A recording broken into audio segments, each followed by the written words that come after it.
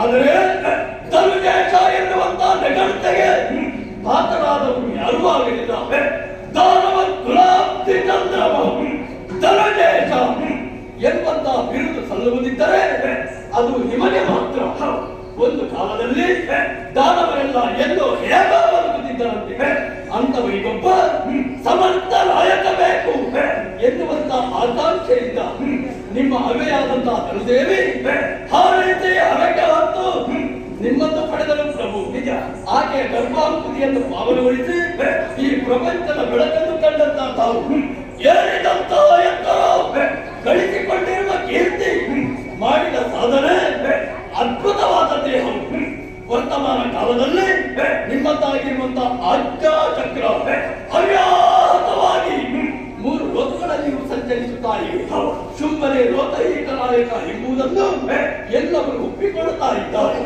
ಅಂತಹ ವ್ಯಕ್ತಿತ್ವವನ್ನು ಹೊಂದಿದಂತಹ ತಾವಿಂದು ಯಾವುದೋ ಒಂದು ಮನದಲ್ಲಿ ಹೆಣ್ಣೊಬ್ಬಳಿದ್ದಾಳೆ ಎಂಬುದನ್ನು ಕಲ್ಪಿಸಿಕೊಂಡು ಭ್ರಮಾತೀತರಾದ ಪ್ರಭು ಅಂದ್ರೆ ಮನಸ್ಸಿನ ಚರಾತಿಗೆ ಹಾಗೆಂದು ನಿಮ್ಮನ್ನು ಕಾಮುಕರ ಸಾರಿಗೆ ಸೇರಿಸುವುದಕ್ಕಾಗುವುದಿಲ್ಲ. ನಿಮ್ಮ ಯೌವನದ ಕಾಲದಲ್ಲಿ ಕಾಮ ಕ್ರೋಧಾದಿ ಷಡ್ವೈರಿಗಳನ್ನು ಹಿಡಿದು ಇಂದ್ರಿಯಗಳನ್ನು ಲೆಕ್ಕರಿಸಿ ಕಾರಣದಲ್ಲಿ ಸುದೀರ್ಘವಾಗಿರುವಂತಹ ತಪಸ್ಸಿನ ಮೂಲಕ ಬ್ರಹ್ಮದೇವರನ್ನು ಉಳಿಸಿಕೊಂಡು ಬೇಕಾದಂತಹ ವರಗಳನ್ನು ಪಡೆದ ಪರಮಸಜ್ಜಾನಿತವಾಗಿಸಿ ಮೇಧಾವಿಗಳಾಗಿರುವಂತಹ ನಿಮಗೆ ಇಂತಹ ಒಂದು ಆಶೆ, ಇಂತಹ ಮನಸ್ಥಿತಿ ಯಾಕೆ ಉಂಟಾಯಿತು ಎಂಬುದು ನಮಗೆ ಒಂದು ಅರ್ಥವಾಗುವುದಿಲ್ಲ ಪ್ರಭು. ಸಂಧಾನಕ್ಕೆಂದು ನಿಮ್ಮ ಹಾಳಾಗಿ ಹೋದ ಸುಗ್ರೀವ ಬರುವಾಗ ಅಲ್ಲಿರುವ ಹೆಣ್ಣಿನ ಭಕ್ತರಾದರಂತೆ ದೇವಿ ದಾಸರಾಗಿ ಬಂದು ಕೇಳಿದ್ದಾದರೂ ಏನು, ಕ್ಷಣದಲ್ಲಿಯೂ ಕೂಡ ನಾನಾ ವಿಧವಾಗಿರುವಂತಹ ರೂಪದಿಂದ ಕಂಗೊಳಿಸುತ್ತಾ ಇದ್ದಾರೆ. ಅಂತಹ ಅವಳನ್ನು ಕೆಳಕುವುದಕ್ಕೆ ಹೋದರೆ ನಮ್ಮ ಪಾಲಿಗೆ ಕಷ್ಟವರಿಗೆ ಬರುತ್ತದೆ. ಹೀಗೆ ಎಚ್ಚರಿಸಿದರೂ ಕೂಡ ತಾವು ಏನು ಮಾಡಿದ್ರಿ ಪ್ರಭು? ಅಯ್ಯ ನಕ್ಕವೀಗ ಈ ಸುಗ್ರೀವನೆನ್ನುವ ಇಳಿಕುವುದನ್ನು ಏನಾದರೂ ಅದನ್ನೆಲ್ಲ ನಂಬುವುದು 60 ಕಳೆದರೆ ಅದೇ ಮರುಳಿರುವುದು ಲೋಕದಲ್ಲಿ ಒಂದು ಪಾಠವಾಗಿದೆ. ಹಾಗೆ ಹೇಳುವುದಕ್ಕೆ ಬರುವುದಿಲ್ಲ. ಆತನ ಜ್ಞಾನಕ್ಕೆ ಶರೀರಕ್ಕೆ ವಯಸ್ಸಾಗಿರಬಹುದು, ಜ್ಞಾನಕ್ಕೆ ಎಲ್ಲಿಂದೂ ಕುಂದು ಕೊರತೆ ಬಂದದ್ದಿಲ್ಲ. ನೀರು ಇಷ್ಟು ಎತ್ತರಕ್ಕೆ ಬೆಳೆದಿರುವುದಕ್ಕೆ ಮೂಲ ಕಾರಣ ಸುಗ್ರೀವನವೇ ಪ್ರಭು. ಒಪ್ಪಿಕೊಂಡಿದ್ದೇನೆ ನಾನು, ಹೌದು. ಆತನ ಮಾತನ್ನು ನಾನು ಧಿಕ್ಕರಿಸಿದ್ದೇನೆ. ಆತನ ಮಾತನ್ನು ಹಿತವಾದ ಕಾಣಲಿಲ್ಲ. ಆದ್ದರಿಂದ ಮುಖ್ಯವಾದ ಸುಗ್ರೀವನನ್ನು ಆಜ್ಞೆ ಮಾಡಿ ಬೇರೆ ವಿಚಾರ ಮಾಡಿಕೊಂಡು ಹೊರಗಡೆ ಹೌದಂತೆ. ಮತ್ತೆ ಆದ್ದರಿಂದ ಆಕೆಯನ್ನು ಕರೆತರಬೇಕೆಂಬ ಉದ್ದೇಶದಿಂದ ನಾನು ಬಲಿಷ್ಠವಾದಂತಹ ಗುಂಡ್ರಾಕ್ಷರನ್ನು ಕಳಿಸಿಕೊಂಡೆ.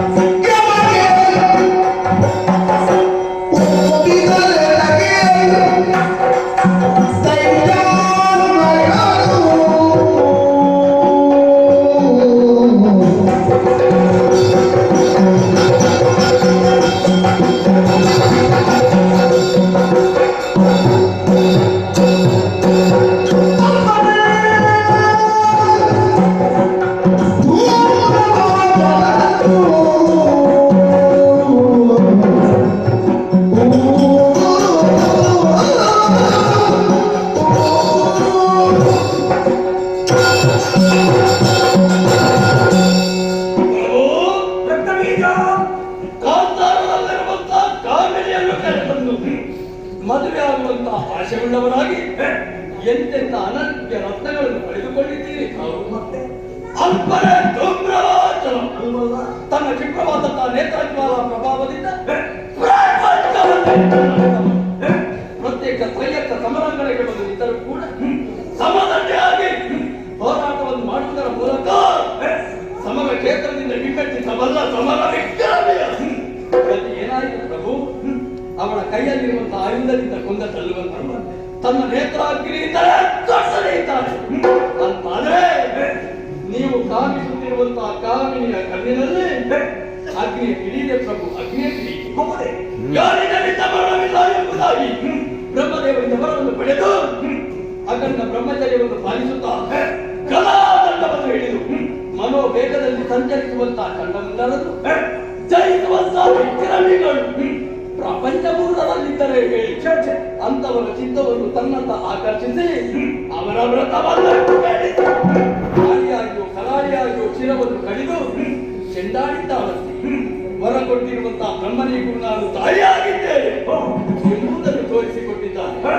ವಯೋವೃದ್ಧನು ಪ್ರಾಜ್ಞನವಾಗಿರುವಂತಹ ಸುಗ್ರೀವ ಅವಳ ಕಿರುನಗೆಗೆ ಸತ್ತು ಬೀಳುತ್ತಾನೆ. ಅವಳ ಅನುಗ್ರಹದಿಂದ ಮತ್ತೊಮ್ಮೆ ಬದುಕಿ ಬರುತ್ತಾರೆ ಅಂತಾದ್ರೆ ನಿಗ್ರಹ ಅನುಗ್ರಹ ಶಕ್ತಿ ಸಂಪನ್ನ ಅವಳಾಗಿದ್ದಾಳೆ ಎಂಬುದಕ್ಕೆ ಬೇರೆ ಪ್ರಮಾಣ ಬೇಕೇ ಹೇಳಿ ದೊರೆಯೇ ಇನ್ನೊಬ್ಬರನ್ನು ಗೆಲ್ಲುವುದಕ್ಕೆ ಅಲ್ಲ ನಮ್ಮಲ್ಲಿ ಶಕ್ತಿ ಇದೆ, ಪರಾಕ್ರಮ ಇದೆ, ಆದರೆ ಬದುಕಿಸುವುದಕ್ಕೆ ಮಾತ್ರ ಅನುಗ್ರಹಿಸುವುದಕ್ಕೆ ನಮಗಾಗುತ್ತದೆ. ಅದು ಆಗುವುದಿಲ್ಲ, ಅವಳಿಗಾಗುತ್ತದೆ. ಸರಿಯಾಗಿ ಆಲೋಚನೆ ಮಾಡಿ. ಏನು ಕದಂಬ ಎನ್ನುವಂತಹ ದೊಡ್ಡ ಅರಣ್ಯದಲ್ಲಿ ಕ್ರೂರ ಮೃಗಗಳು ವಿಷತತ್ವಗಳು ಇರುವಂತಹ ಕ್ಷೇತ್ರವನ್ನು ಆರಿಸಿಕೊಂಡು ಸ್ವತಂತ್ರಳಾಗಿ ಮನೆ ಮಾಡಿಕೊಂಡು ತಿರುಗಾಟ ಮಾಡಿದ್ದಾಳೆಂದಾದ್ರೆ ಅವಳು ಹೆಣ್ಣು ಅಂತ ಒಪ್ಪಿಕೊಳ್ಳಬಹುದೇ? ಅಯ್ಯ ರಕ್ತಬೀಜ ಪರಾಶಕ್ತಿ ಮಹಾಶಕ್ತಿಯನ್ನು ಮಾಡಿ ಸುಗ್ರೀವನನ್ನು ಮಾಡಿದ್ದಾರೆ. ಆದರೆ ಅಂತಹ ಶಕ್ತಿ ಸಾಮರ್ಥ್ಯ ನನ್ನಲ್ಲಿ ಏನು ಕಡಿಮೆ ಅಂತ ನನ್ನೊಂದು ಆಲೋಚನೆ ಮೂಡುತ್ತಾ ಇದೆ.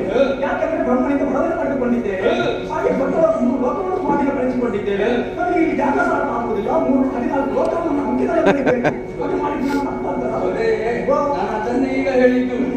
ಬ್ರಹ್ಮನಿಗೂ ತಾಯಿಯಾಗಿದ್ದಾಳ ಅವಳು. ಆಗಿರಬಹುದಪ್ಪ, ಆದರೆ ಮೂಲದಲ್ಲಿ ಜೋಡಿದಾದ ಎತ್ತರಕ್ಕೆ ಸಂದೇಹ ರೂಪದಲ್ಲಿ ಮಾಡಿದ್ದೇನೆ. ನೀರೇನು ಲೋಕಕ್ಕೆ ಸೃಷ್ಟಿಕರ್ತ ಬ್ರಹ್ಮ ಒಡೆಯ, ನಾರಾಯಣ ಪಾಲನಾಕರ್ತು, ಅಲ್ಲ ಲಯಗೊಳಿಸುವುದಕ್ಕೆ ಈಶ್ವರ. ಈ 3 ಮೂರ್ತಿಗಳಿಗೂ ತಾಯಿ ಇದ್ದಾನೆ. ನಿಮ್ಮ ಲೋಕ ಯಾವ ದಿಕ್ಕೋ ಆದ ವಿಚಾರ ಕಾಂತಾರದಲ್ಲಿರುವಂತಹ ಕರುಣಿಯಾದ ಕಾರಣ ಬಯಸಿದ್ದೇವೆ ಅಲ್ಲ.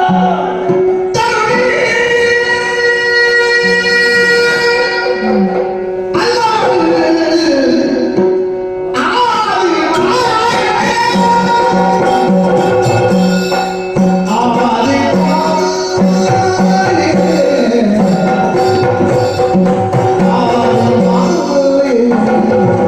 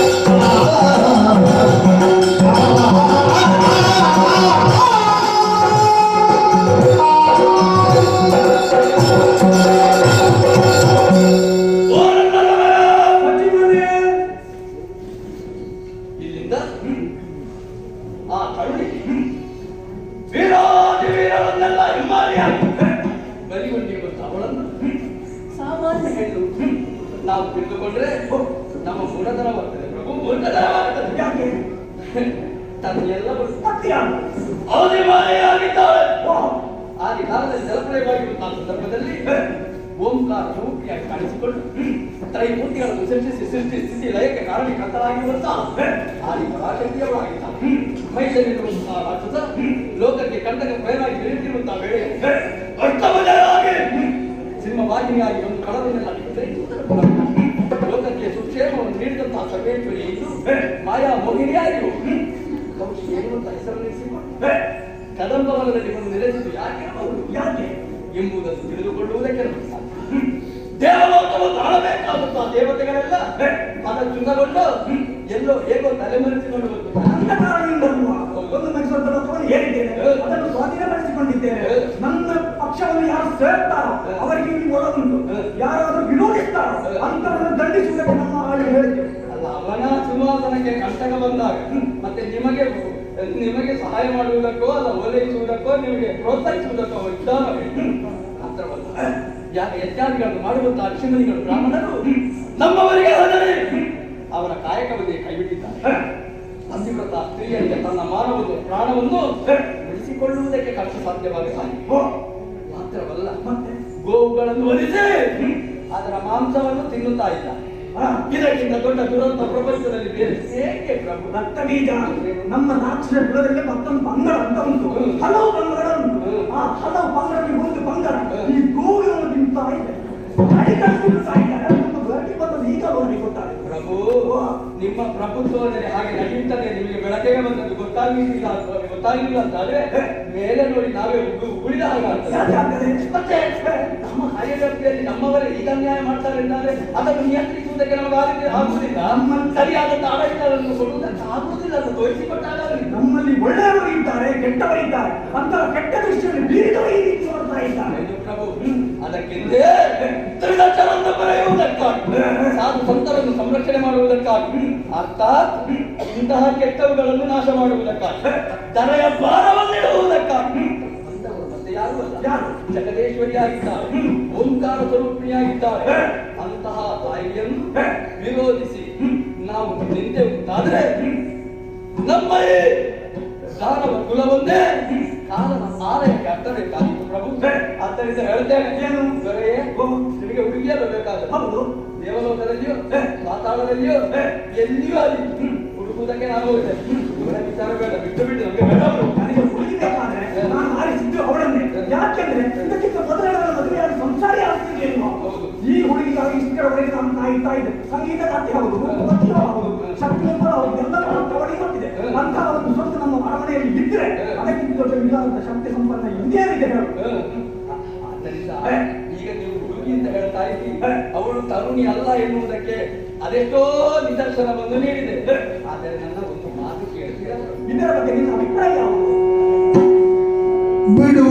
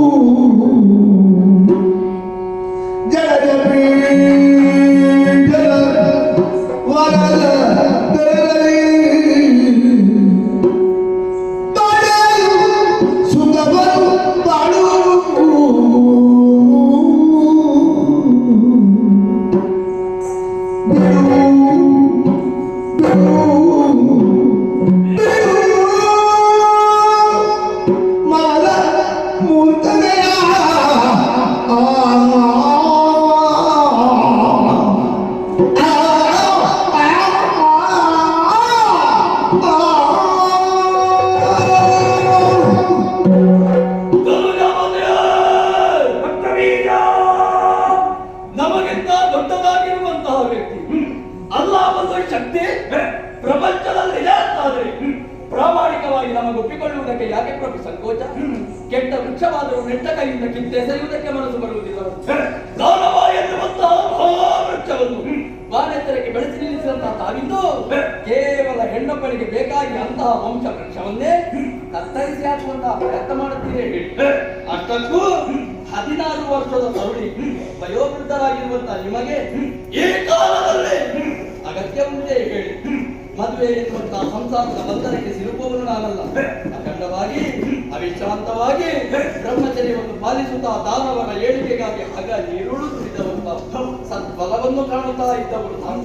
ನಿಮ್ಮ ಕಣ್ಣೆದುರಿನಲ್ಲಿ ನಮ್ಮವರೆಲ್ಲ ಹುಟ್ಟಿದ್ದಾರೆ, ಬದುಕಿದ್ದಾರೆ. ಆ ಪ್ರಾರಂಭದಲ್ಲಿದ್ದವನಿಗೆ ಇದ್ದಾರೆ, ಕೆಲವರೆಲ್ಲ ಇನ್ನೂ ಹೋಗಿದ್ದಾರೆ. ಮೊದಲು ಎಂತಹ ಸಭೆ ನಮ್ಮ ಜೋಡಿದಾಪುರದಲ್ಲಿ, ಈಗ ಇದ್ದಾರೆ ಅಲ್ಲಿ ದುಡಿದವರು ಇದ್ದಾರೆ. ನಮ್ಮ ಪುಣ್ಯ ಅವರು ನಿಂತದ್ದು ನೀವು ಇಂದಿಗೂ ಬಿಡದ್ದು ಹೇಗೆ? ಗಡಜ ಪೀಠದಿಂದಂತ ಅವರ ಪ್ರಭಾವದಿಂದ. ಅಂತೆಯೇ ಅಡಿ ಬಿಡಿದ ದಾನವರನ್ನು ಜೊತೆ ಸೇರಿಸಿಕೊಂಡು ಬದುಕಬೇಕು ಎನ್ನುವಂತ ಆಶೆ ನಮಗುಂಟಾದ್ರೆ ಆಗಿರುವಂತಹ ಸರ್ವೇಶ್ವರ್ಯ ಆದ ಮೂಲದಲ್ಲಿ ಹೋಗಿ ಭಕ್ತಿಯಿಂದ ನಾವು ಕೊಡಮಟ್ಟೆ ಮುಂದಾದ್ರೆ ಅವರ ಅನುಗ್ರಹದಿಂದ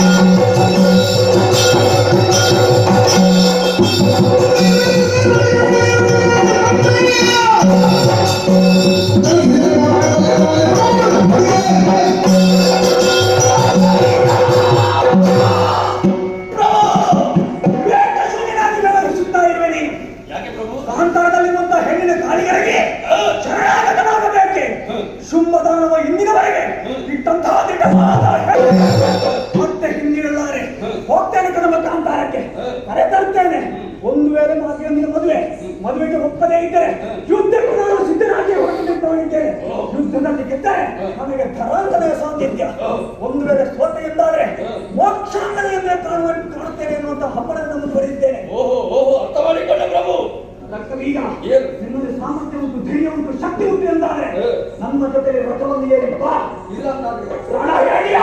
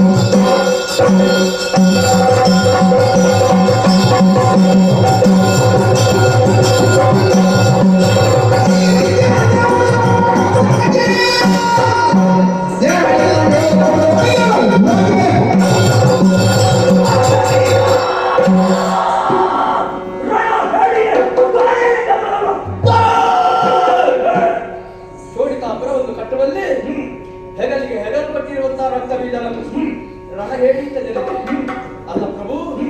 ಕಾಂತಾರದಲ್ಲಿರುವಂತಹ ತರುಣಿಯನ್ನು ಕರೆ ತರುವುದ ಕಾರ್ಯ ಹೋದರೆ ನಿನ್ನ ಮುಖ ನೋಡುವುದಿಲ್ಲ.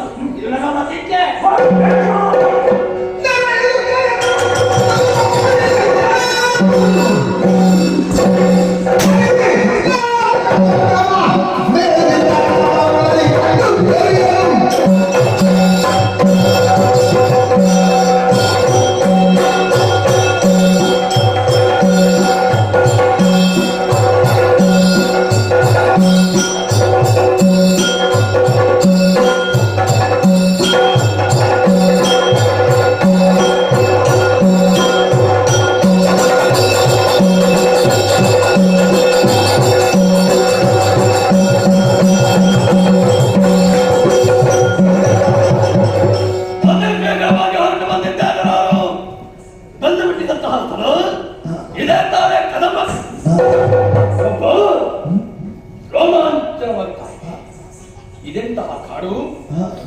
ಈ ಪ್ರಪಂಚದಲ್ಲಿರುವಂತಹ ಕಾಡು ಮೇಡುಗಳನ್ನು ನೋಡದೇ ಇರುವವನೇನು ಅರ್ಥವಿಲ್ಲ.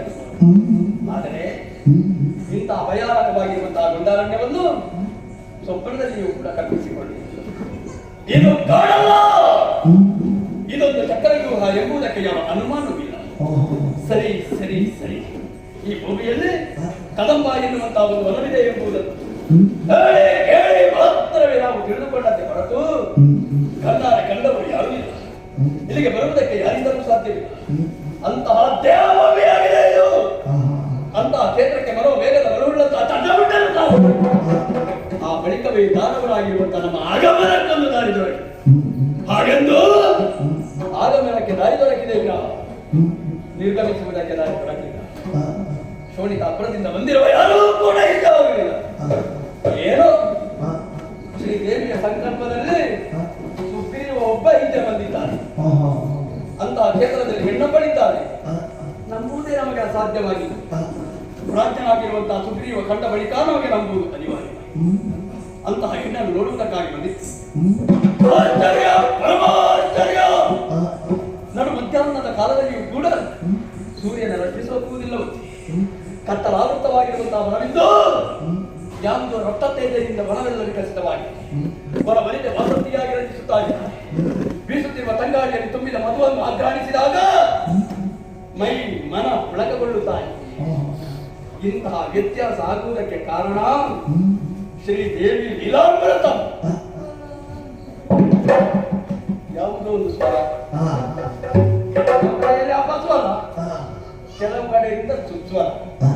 ಆ ಸುಸ್ವರವನ್ನೇ ಅಲಿಸುತ್ತಾ ಅತ್ತ ಕಡೆ ಗಮಿಸ್ತೇವೆ.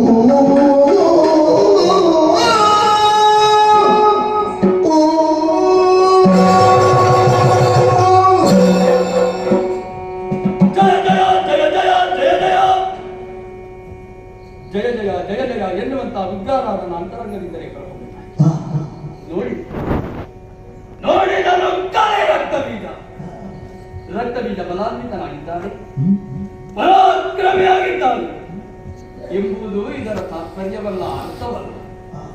ದಿವ್ಯವಾಗಿರುವಂತಹ ಪರಮ ಮಂಗಳ ಸ್ವರೂಪವನ್ನು ನೋಡಿ ನಿನ್ನ ಜೀವನದಲ್ಲಿ ಇನ್ನೂ ನೀನು ಕಲಿಯುವುದಕ್ಕಿದೆ ರಕ್ತಬೀಜ. ಕಲಿ ರಕ್ತಬೀಜ, ಇನ್ನಾದರೂ ಕಲಿತುಕೊಂಡು ವ್ಯವಹರಿಸು ರಕ್ತಬೀಜ. ಹೀಗೆ ನನ್ನ ಅಂತರಾತ್ಮವೇ ನನ್ನನ್ನು ಎಚ್ಚರಿಸುತ್ತಾನೆ. ನೋಡಬಾರದು, ಮಾತಾಡ ವೇದದಿಂದ ಗಾಜನಿಯ ಫಲವಾಗಿ ಪುಂಜದಿಂದ ಕಂಗೊಳಿಸುತ್ತಿರುವಂತಹ ಜಗದೇಶ್ವರಿಯನ್ನು ನೋಡಿ, ಆಕಾಶದಿಂದ ಇಳಿಬಿಟ್ಟಂತಹ ಸ್ವರ್ಣ ದಿಯಾಲೆಯಲ್ಲಿ ಗಾಢ ಶರ್ವದಿಂದ ಕುಳಿತಂತಹ ಮಹಾಶಿವೆಯನ್ನು ನೋಡಿ ಅತ್ತಿಂದ ಇತ್ತಿಂದಂತ ಜೋಕಾಲಿಯಾಗುತ್ತಾ ಇದ್ದಾನೆ. ಭೂತ ಭವಿಷ್ಯತ್ ವರ್ತಮಾನವನ್ನು ತಿಳಿದು ವ್ಯವಹರಿಸಬಲ್ಲರು ನಾನು ಎಂಬುದನ್ನು ತೋರ್ಪಡಿಸುತ್ತಾ ಇದ್ದಾನೆ. ಹಣೆಯಲ್ಲಿ ಕೈಯಲ್ಲಿ ತ್ರಿಶೂಲ, ಹಣೆಯಲ್ಲಿ ಹೆಚ್ಚಿನದ್ದಾಗಿರುವಂತಹ ಮತ್ತೊಂದು ಕಣ್ಣನ್ನು ಹೊಂದಿ ಯಾರು ದುಷ್ಟರಿದ್ದಾರೋ ಕಾಮುಕರಿದ್ದಾರೋ ಅಂತವರನ್ನು ನಿಗ್ರಹಿಸುವಲ್ಲಿ ಪ್ರಳಯ ಕಾಲದ ರುದ್ರನಂತೆ ವ್ಯವಹರಿಸಬಲ್ಲವರು ನಾವು ಎಂಬುದನ್ನು ತೋರಿಸಿಕೊಡ್ತಾ ಇದ್ದಾರೆ. ಕಿರುನಗು ಯಾರಲ್ಲಿ ಅಲ್ಲ, ಸದಾಚಾರ ಸಂಪನ್ನರಾಗಿ ಸತ್ಕರ್ಮಗಳನ್ನು ಮಾಡುತ್ತಾ ಸಜ್ಜನವಾದ ಸಾತ್ವಿಕ ಸತ್ಪಥರನ್ನು ಅನುಗ್ರಹಿಸುವುದಕ್ಕಾಗಿ ಭಯಪ್ರದಾಯಿಯಾಗಿ ಇಂಪಾದ ಗಾಯ. ಯಾರಿಗೆ ಇಂಪು ಇದು? ಯಾರಿಗೆ? ದೇವತೆಗಳ ಪಾಲಿಗೆ ಇದು ಪರಮಗೀತೆಯಾಗಿರಲು, ದಾನವರಾಗಿರುವಂತಹ ನಮ್ಮ ಪಾಲಿಗೆ ಇದು ಮರಣ ಗೀತೆ, ಶಾಂತ ಗೀತೆ, ಮರಣ ಮೃದಂಗದಂತೆ ಬ್ರಹ್ಮಾಂಡೋದರ ಮರಿತೆಯಾಗಿರುವಂತಹ ಈಕೆಯನ್ನು ಸರಿಯಾಗಿ ತಿಳಿಯದೆ ಇಷ್ಟೆಲ್ಲ ಇಂತಹ ಅನಾಹುತವೆಲ್ಲವೂ ನಡೆದು ಬಯಸಿಬಿಟ್ಟದಲ್ಲ ನನ್ನ ಕಡೆ. ಹೌದು, ಅತ್ಯುನ್ನತಿ ಪತನಕ್ಕೆ ಏಳಬಾರದಷ್ಟು ಎತ್ತರಕ್ಕೆ ಒಬ್ಬ ಏರ್ತಾರೆ ಅಂತಾದ್ರೆ ಒಂದಲ್ಲ ಒಂದು ದಿವಸ ಅದಲ್ಲಂತಾದ್ರೆ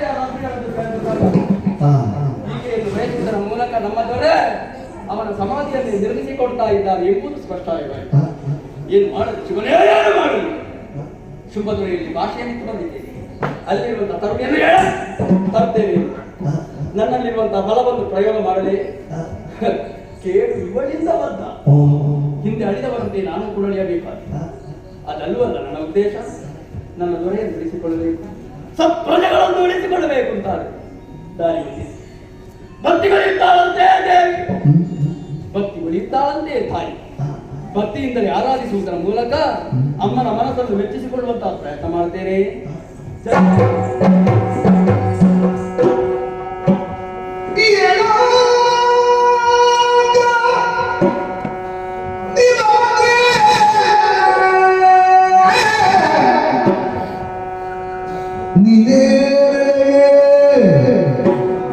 Shubha,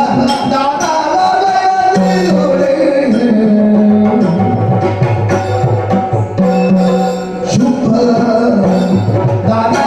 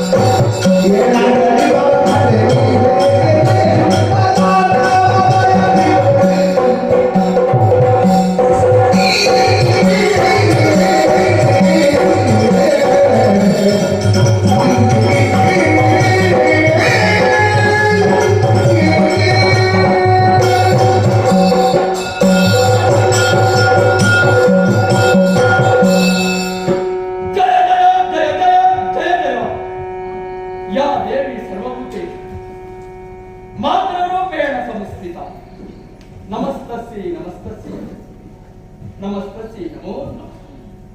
ಓ ಜಗಜ್ಜನನಿ, ಇದು ನಿನ್ನ ಪುಣ್ಯ ಪಾದಾರವಿಂದಗಳಲ್ಲಿ ದೀರ್ಘದಂಡ ಪ್ರಣಾಮವನ್ನು. ಅಮ್ಮ, ನಿನ್ನನ್ನು ಸಂಸ್ತುತಿಸುವಂತಾಗಿ ಯಾರೋ ಒಬ್ಬ ಸಾಮಾನ್ಯ ಅಂತ ತಿಳಿಯಬಹುದು. ಶೋಣಿತಾಪುರದ ಪ್ರಧಾನ ಮಾತ್ಯ ಕಲೆರಕ್ತವೇಗ ಎಂಬುದಾಗಿ ನನ್ನ ಹೆಸರಮ್ಮ. ತಾಯೇ, ಏನಾಂಕ ನಿಗಮತ್ರಿಯಾಗಿ ರಾರಾಜಿಸುತ್ತಿರುವಂತಹ ನಿನ್ನ ವಿಚಾರವನ್ನು ಕೇಳಿ ತಿಳಿದಂತ ನನ್ನವರೇ ನಿನ್ನನ್ನೇ ಮದುವೆಯಾಗಬೇಕು ಎನ್ನುವ ಹಾಗೆ ಹಂಬಲಿಸುತ್ತಾರೆ. ತಾಯೇ, ಏನು ಬಳ್ಳಿ ಒಂದು ಹಬ್ಬಿ ಫಲ ನೀಡಬೇಕು ಅಂತಾದ್ರೆ ಮಾಮರದ ಅವಶ್ಯಕತೆ ಇದೆ. ಅಂತೆಯೇ ಪುರುಷ ಪ್ರಧಾನವಾಗಿರುವಂತಹ ಪ್ರಪಂಚದಲ್ಲಿ ಹೆಣ್ಣಾದವಳು ಎಷ್ಟೇ ಮೇಲ್ಮಟ್ಟದಲ್ಲಿ, ಎಷ್ಟೇ ಶ್ರೀಮಂತಿಯಾಗಿದೆ, ಅವಳ ಅಂಗ ಸಾಂಗತ್ಯಕ್ಕಾಗಿ ಜೀವನದಲ್ಲಿ ಸಾರ್ಥಕ್ಯವನ್ನು ಪಡೆಯುವುದಕ್ಕಾಗಿ ಓದುವಂತಹ ಯೋಗ್ಯ ಪುರುಷನ ಅತಿ ಅಗತ್ಯವಿದೆ. ಅಂತಹ ಯೋಗ್ಯತೆ ವರ್ತಮಾನ ಕಾಲದಲ್ಲಿ ಉಂಟು ಆದರೆ ನನ್ನ ದೊರೆಗಾಲದೆ ಮತ್ತೊಬ್ಬನಿಗೆ ಸುಮ್ಮನೆ ಅಮ್ಮ, ನೀನು ಕೈ ಹಿಡಿದಕ್ಕೆ ಹೋಗುಂತಾದ್ರೆ ಪ್ರಪಂಚದಲ್ಲಿ ಯಾರು ತಾನೇ ಉದ್ಧಾರ ಹೊಂದುವುದಕ್ಕೆ ಸಾಧ್ಯವಿಲ್ಲ. ತಾಯಿಯಾದವಳು ತನ್ನ ಶಿಶುವಿನ ಕೈ ಹಿಡಿದು ಮುನ್ನಡೆಸುವಂತೆ ಉದ್ಧರಿಸುವಂತೆ ನನ್ನ ದೊರೆಯನ್ನು ಉದ್ಧರಿಸುವುದಕ್ಕಾಗಿ ನನ್ನ ಜೊತೆಯಲ್ಲಿ ಬರಬೇಕಮ್ಮ. ಬರಬೇಕು. ಹಾಡಿದೆ, ಹೊಗಳಿದೆ, ಕೊಂಡಾಡಿದೆ, ಭಕ್ತಿಯ ಮಹಾಪೂರ್ವವನ್ನೇ ಹರಿಸುತ್ತಾ ಇದೆಯಾ? ನಿನ್ನನ್ನು ಕುಮ್ಮರನ್ನಬೇಕು, ಪ್ರಾರ್ಥನೆಬೇಕು. ನಿನ್ನ ಭಕ್ತನಮ್ಮ ನಾನು ಮಾಮ ನಪ್ಪಬೇಕು ಅಂತ ಮಲ್ಲಿಗೆ ಬಳ್ಳಿಯಂದು ಹೊಂಗಾರವನ್ನು ತಪ್ಪಿದರೆ ಪ್ರಯೋಜನ ಉಂಟು ಹೇಳು. ಅಮ್ಮ, ಶುಂಭ ಅಂದ್ರೆ ಹೊಂಗಾರಿಯ ಮರವಲ್ಲವಮ್ಮ, ಅದೆಂತದ್ದು? ಗಂಧದ ಮರ. ಗಂಧದ ಮರವಾಗಿ ಗಂಧದ ಮರ ನೀರಿಗೆ ಹಾಕಿದ್ರೆ ಅರುವುದಿಲ್ವೇ ಮಗನೇ? ಮೇಲೆ ತೆಗಿಬೇಕು, ಸರಿಯಾಗಿ ಹರಿಯಬೇಕು. ಯಾಕೆ? ಪರಿಮಳ ಬೀರುವುದಿಲ್ವೇ ಅಮ್ಮ? ಅದಕ್ಕಾಗಿ ದಿನವನ್ನು ಸಾರಿದವಳು ನಿನ್ನವಳು ಯಾಕೆ ಬರಲಿಲ್ಲ? ಅವರಿಗೆ ಸಮಯಾವಕಾಶ ಎಲ್ಲಿದೆ ಅಮ್ಮ? ಏನು? ಯಾವಾಗಲೂ ಸಮಯಕ್ಕೆ ಸರಿಯಾಗಿ ಮುಗಿಸುತ್ತೆ. ಎಷ್ಟಾದ್ರೂ ಆತರ ಮತ್ತು ತಾಯೇ, ಹೌದು ತಾಯಿ, ದುಷ್ಟನು ದುರ್ಮತಿಯೂ ಆಗಿರುವಂತಹ ಆತ ಈ ಕಾಲದಲ್ಲಿ ಕಾಮುಕರಂತೆ ವ್ಯವಹರಿಸುತ್ತಾನೆ. ಅಲ್ಲ ಅಂತಾದ್ರೆ ಸರ್ವೇಶ್ವರಿ ಆಗಿರುವಂತಹ ನೀನು ಹೋಗಿ ಅವರನ್ನು ಮದುವೆಯಾದರೂ ಕೂಡ ತಾಯಿಯಂತ ಮಗನಾಗಿರುವಂತ ಅವನಿಗೆ ನಿನ್ನ ನಾಡುವುದಕ್ಕೂ ಮಾಡುವುದಕ್ಕೂ ಸಾಧ್ಯವಿಲ್ಲ ಕೇಳಿದ್ರೆ ಖಂಡಿತವಾಗಿ ಸಾಧ್ಯವಿಲ್ಲ. ಅಷ್ಟು ತಿಳಿಯದೆ ಇರುವಂತಹ ಅಲ್ಪಮತಿ ರಕ್ತವಿಲ್ಲ. ಮತ್ತೆ ಯಾಕೆ ಬಂದೆ? ಇಚ್ಛಾಶಕ್ತಿ ಸಂಯುಕ್ತಿ ಆಗಿರುವಂತಹ ನಿನಗೆ ಪ್ರಪಂಚವನ್ನೇ ಬದಲಾಯಿಸುವುದಕ್ಕೆ ಬರುತ್ತದೆ. ಪ್ರಪಂಚದಲ್ಲಿರುವಂತಹ ವ್ಯಕ್ತಿಗಳನ್ನು ಶಕ್ತಿಗಳನ್ನು ತಿದ್ದಿ ತೀಡಿ ಸರಿ ದಾರಿಗೆ ತರುವುದಕ್ಕೆ ಬರುತ್ತದೆ. ಅಂತಲ್ಲಿ ಶುಂಭನೇನು ಮಹತ್ತಮ್ಮ. ತಾಯೇ, ಶಾಪಗ್ರಸ್ತರಂತೆ ಇರುವಂತಹ ಶೋಣಿತದ ಮಣ್ಣಿಗೆ ನಿನ್ನ ಇಡಕಾಲ ದೂರಿದೆ ಅಂತಾದ್ರೆ ಆ ಮಣ್ಣು ಚಿನ್ನವಾಗಿದೆ. ಅಲ್ಲಿರುವಂತಹ ದುಷ್ಟರೆಲ್ಲ ಶಿಷ್ಟರಾಗುತ್ತಾರೆ, ದುರ್ಜನರೆಲ್ಲ ಸಜ್ಜನರಾಗುತ್ತಾರೆ, ದುರಾಚಾರಿಗಳೆಲ್ಲ ಸಚ್ಚಾರಿತ್ರವಂತರಾಗುತ್ತಾರೆ. ದುರ್ಮತಿ ಆಗಿರುವಂತಹ ಶುಂಭ ನಿನ್ನ ರೂಪವನ್ನು ನೋಡಿಲ್ವಮ್ಮ? ನೋಡಿಲ್ಲ ಅಂತಾದ್ರೆ ಏನ್ ಮಾಡ್ತಾರೆ? ಹಿಡಿಯುವುದಲ್ಲ, ಮತ್ತೆ ನಿನ್ನ ಕಾಲು ಹಿಡಿತಾನೆ, ಆಮೇಲೆ ಗರ್ಭಗುಡಿಯನ್ನು ಬೆಳಗುತ್ತಾನೆ, ಮಂಗಳಾರತಿಯನ್ನು ಬೆಳಗುತ್ತಾನೆ. ಹಾ. ಹಾಗಾಗಿರುತ್ತಾದ್ರೆ ದಾನವ ವಂಶ ಉಳಿಯುವುದಕ್ಕೆ ಸಾಧ್ಯವಿದೆ, ಬೆಳಗುವುದಕ್ಕೆ ಸಾಧ್ಯವಿದೆ. ನಮ್ಮವರ ಉತ್ಕರ್ಷಕ್ಕಾಗಿ ಕೃಪೆ ತೋರಿ ನನ್ನ ಜೊತೆಯಲ್ಲಿ ಬರಬೇಕಲ್ಲ. ತುಳಿದವಳಿಯ ಗುರಕ್ಕಾಗಿ ಬರಬೇಕಿತ್ತು. ಅದರ ಮೊದಲು ಅಪ್ಪರಾದಂತಹ ನಿಮ್ಮನ್ನೆಲ್ಲ ಕಳುಹಿಸಿಕೊಟ್ಟ ನನ್ನ ಕೈಗೆ ಹೇಳಿ ಅಂತ ಅರಮನೆಯ ಒಳಗೆ ಕುಳಿತುಕೊಂಡಿದ್ದಾರಲ್ಲೋ ನಿನ್ನ ಒಡೆಯವ ಸಂಘ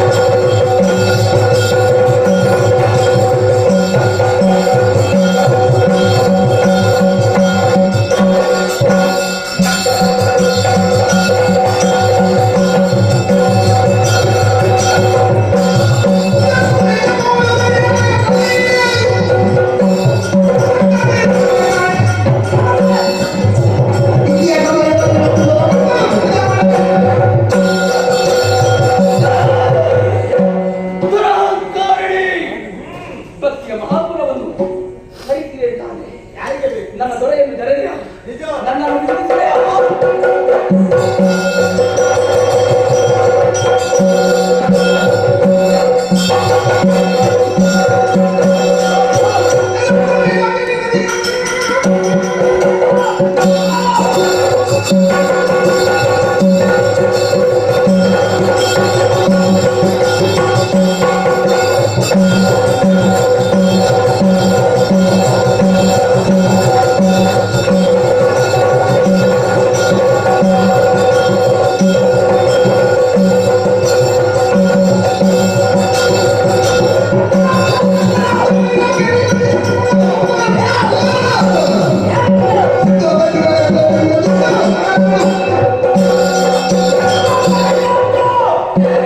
ಹರಮಗನ ಕಾಲದಲ್ಲಿ ಸಮರ್ಥ ಎನ್ನುವುದಾಗಿ ಅಹಂಕಾರದ ಮೆರೆಯುತ್ತ ಇದ್ಯೋ. ನಿನ್ನ ಕರುಣೆ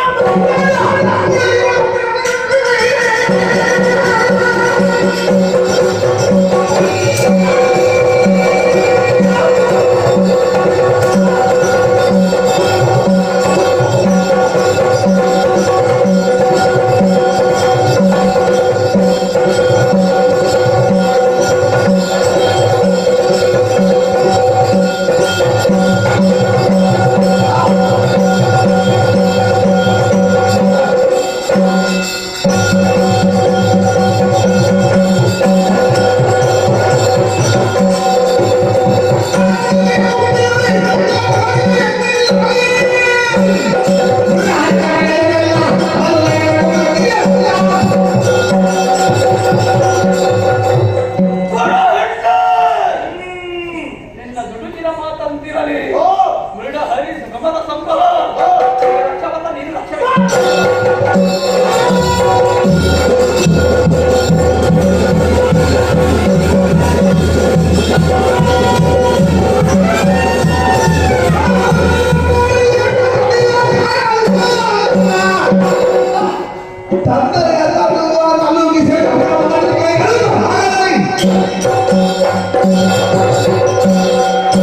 ಹೋರಾಟಗೊಂಡ ಶರೀರ ಜ್ಞಾನವಾಗುತ್ತಾ ಇದೆ.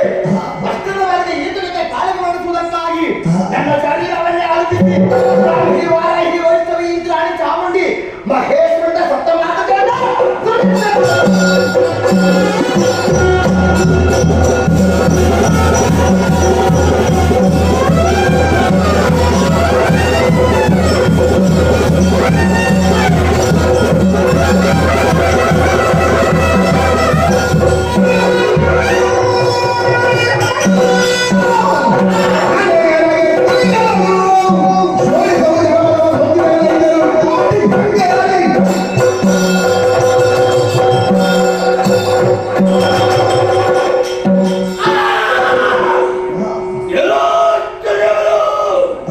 ಸ್ವಲ್ಪ ಮಾತಿಗೆ ವಜ್ರಾಂಗದಿಂದ ನನ್ನ ಮನೆಗೆ ಹೊಡೆದು ಬಿಟ್ಟಲ್ಲ.